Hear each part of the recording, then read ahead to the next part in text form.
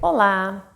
A física, assim como aprender uma nova linguagem, requer a assimilação de um vocabulário básico, especialmente para novos estudantes. Este vocabulário fundamental, ele facilita o entendimento dos conceitos subsequentes. E na aula de hoje nós vamos introduzir o pensamento à cinemática. Então, a cinemática, ela é uma sub-área da física, ela se dedica ao estudo dos movimentos sem se ater às causas desses movimentos. É um campo que inicialmente foca no entendimento puro do movimento. Para compreender a cinemática, é preciso começar com o conceito de movimento. Na física, o movimento ele é definido pela variação da posição de um objeto no espaço em relação a um ponto de referência ao longo do tempo. Esse conceito ele levanta uma questão bastante interessante. O professor, em uma sala de aula, está em movimento? A resposta não é tão simples e depende de vários fatores. Então, a determinação do movimento de um objeto depende de um ponto de referência. Sem um referencial, nós não podemos afirmar se algo está em movimento ou em repouso.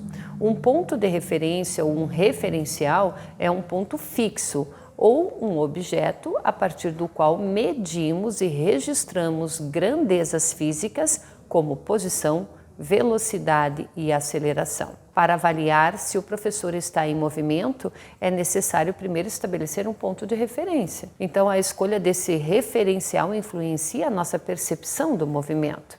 Se considerarmos a Terra como um referencial, o movimento do professor depende de sua relação com o ambiente ao redor. Se o professor não se mover em relação à sala, ele está em repouso em relação à Terra. Isso se deve ao fato de que sua posição não está mudando em relação ao planeta ao longo do tempo. A relação com o referencial é chave para essa determinação. Um outro exemplo bastante interessante aqui é considerar um aluno sentado em uma cadeira. Estaria esse aluno em movimento em relação ao Sol?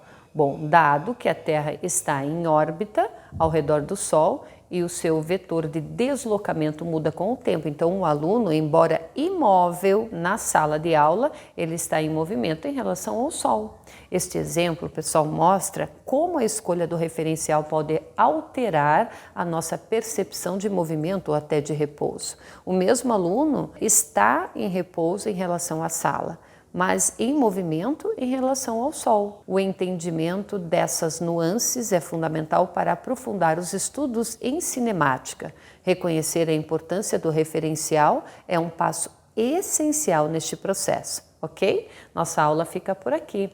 Eu espero que vocês tenham gostado, pois essa compreensão do movimento e dos referenciais é possível avançar no estudo da cinemática e explorar mais a fundo os movimentos e todas as suas características. Até a próxima, pessoal!